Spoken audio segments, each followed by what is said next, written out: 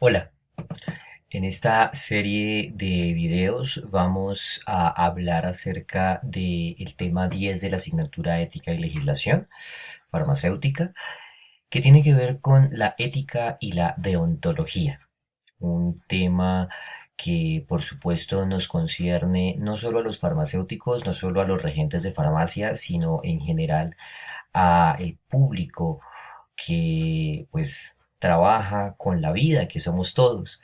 En ese sentido, pues vamos a abordar distintos aspectos. Mi nombre es Sergio Cáceres y espero que esta presentación sea de su agrado. El primer punto que quiero definir es lo que vamos a tocar el día de hoy. En ese sentido, eh, pues tenemos las definiciones, el derecho versus la moral, el ejercicio de las profesiones de la salud, la ética en el manejo de los medicamentos, las responsabilidades que hay como en este caso profesionales de la salud en general y los códigos de ética. Cabe aclarar que nos vamos a enfocar severamente en los profesionales de la salud, entendiendo que pues es un foco que a nosotros nos interesa bastante, puesto que la ética en salud resulta, como vamos a ver más adelante, muy importante, puesto que en nuestras manos está el cuidado y en la gran mayoría de veces la vida de las personas. En ese sentido, pues iniciemos con las definiciones. Así que lo primero que tenemos que mirar es la ética, la moral y la deontología.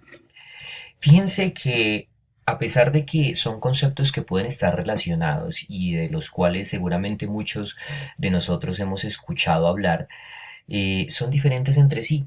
Y fíjense lo que aparece en esta parte del final y es ese parámetro que viene dado la etimología de las palabras. La palabra ética deriva del griego ethos, que significa costumbre. La palabra moral deriva también del griego y del latín mos moris, que pues significa para ellos moral, así que viene desde muy antes. Y la palabra deontología, pues logía siempre es el tratado o el estudio de algo, y deontos o deón es el tratado de lo que falta, de lo que nos hace falta para llegar. Este consentimiento o este conocimiento más bien etimológico lo que nos está diciendo es hacia dónde van estos conceptos. En ese sentido, empecemos con el concepto de ética. La ética es el conjunto de costumbres y normas que dirigen o valoran el comportamiento humano en una comunidad. Miren, dirigen y valoran el comportamiento humano de una comunidad. Tiene que ver intrínsecamente con la moral y con las obligaciones del ser humano. Digamos que la ética en sí es el estudio de la moral, es el estudio de por qué algo está bien o por qué algo está mal. Y ese estudio, más allá de saber el por qué, nos lleva a identificar si una acción que nosotros estamos haciendo resulta beneficiosa o maléfica para una comunidad. Así que para ello habrá que sentarnos a revisar los preceptos sociales, un tema demasiado amplio que por supuesto no vamos a tratar en este video, pero que sí vale la pena aclarar, puesto que el precepto social es el que indica cómo se va a comportar la ética en sí. Por otro lado tenemos el concepto de moral.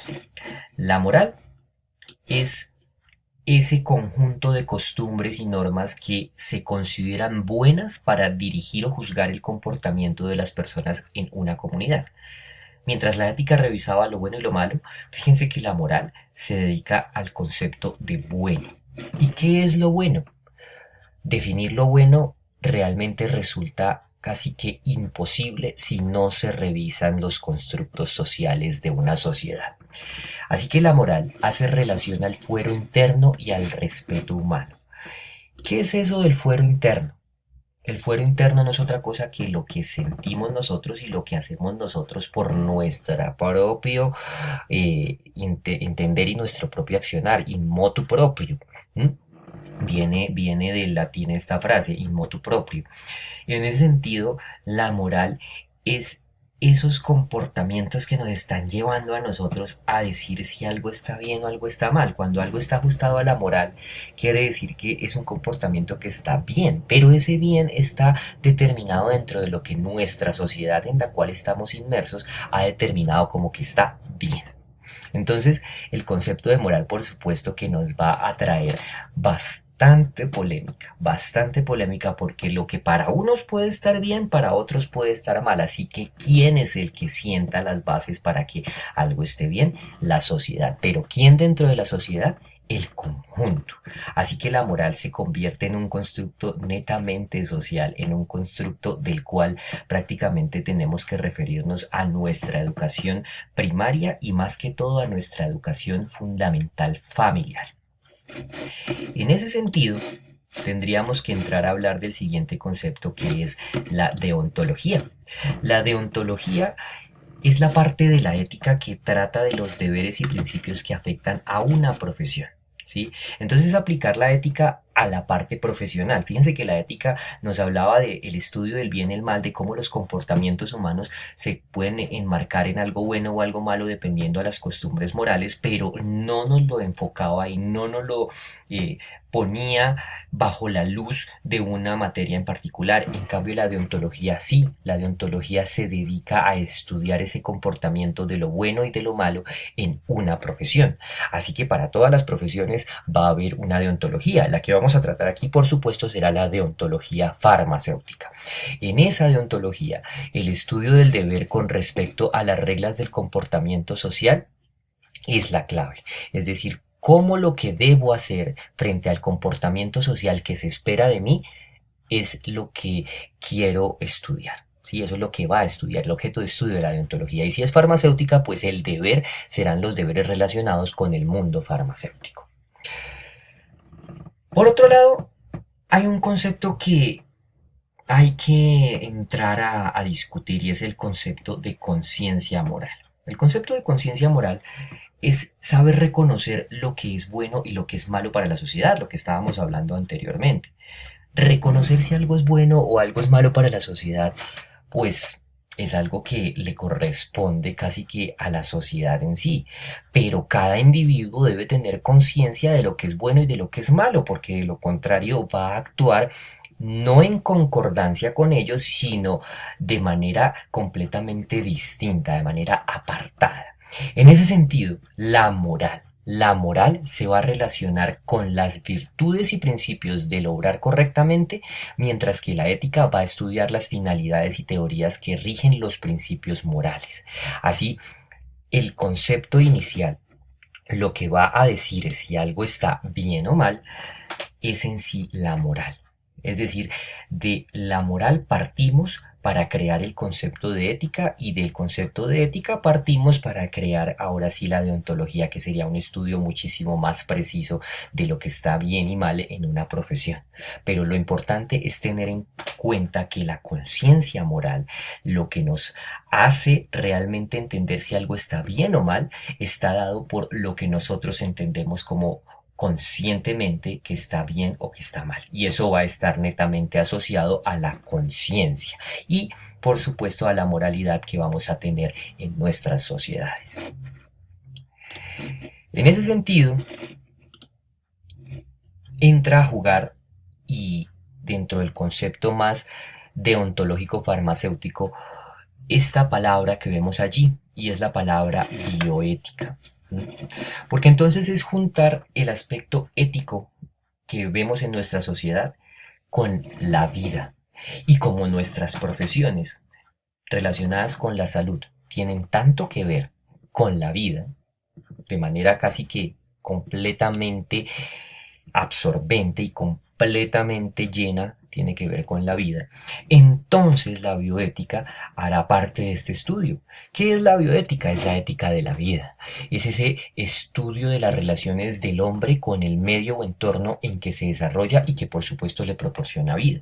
Así que estudiar si algo está bien con respecto a la vida implica mantener la vida con las condiciones que la vida le debe asegurar. ¿Listo? Miren que cuando se viola un precepto moral, Y entonces el precepto moral es ese apartado moral que estamos calificando como bueno o malo. Cuando se viola eso, se amenaza a la sociedad, ¿sí? Porque la sociedad ha sido quien ha definido ese concepto. Así que si se está amenazando a la sociedad, muy probablemente ese concepto moral, ese precepto moral, se va a convertir en una norma de derecho. Y aquí es donde parte lo interesante de esta situación, porque muchas veces puede considerarse un comportamiento inmoral como por ejemplo desear a la pareja de otra persona, pero eso no es un comportamiento que afecte la norma de convivencia, que afecte la convivencia en sí y que sea catalogado como un delito. Es un comportamiento falto a la moral que puede agravar un delito, pero no es en sí un delito. En cambio, si se asesina a alguien, si se roba a alguien, es un comportamiento que moralmente está mal visto. Así que ese comportamiento va a tener una afectación moral, pero además de la afectación moral, el, la convivencia se va a ver afectada. Y al verse afectada la convivencia ya no solamente es un aspecto moral, es un aspecto del derecho, es un aspecto que se convierte ya no en una afectación moral, sino en un delito. Y al ser un delito, pues tiene que ser castigado. Así que existirán algunas reglas de la moral que no son reglas de derecho, que son reglas de derecho, perdón, como el no matar o como el no robar. Pero es claro que no toda norma moral es norma del derecho, ¿sí? O sea, con lo que les decía, el hecho de desear a alguien que es ajeno a nuestra relación no es un delito, pero es una violación al precepto moral. Y ambas cosas, por más que una cosa sea un delito o no, están mal vistas para la sociedad. Así que ese es el concepto de moral que queremos definir.